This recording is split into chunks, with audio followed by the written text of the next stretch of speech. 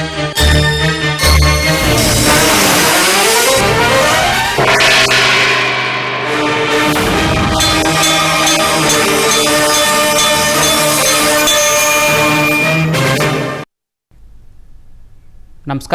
ఘంటారావానికి స్వాగతం. ప్రధానాంశాలు.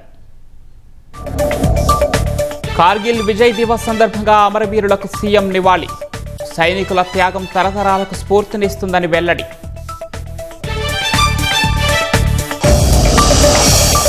పార్వతీపురం మన్యం జిల్లాలో ఆటోను ఢీకొట్టిన బొలెరో. ఒకరి మృతి, 8 మందికి గాయాలు.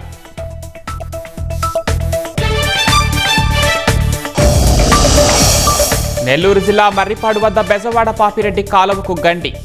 భారీగా నీరు వృధాగా పోతుందని రైతుల ఆందోళన.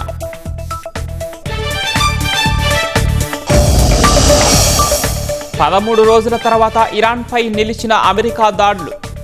అగ్రరాజ్యం వద్ద ఆయుధాల కొరతే కారణమన్న న్యూయార్క్ టైమ్స్.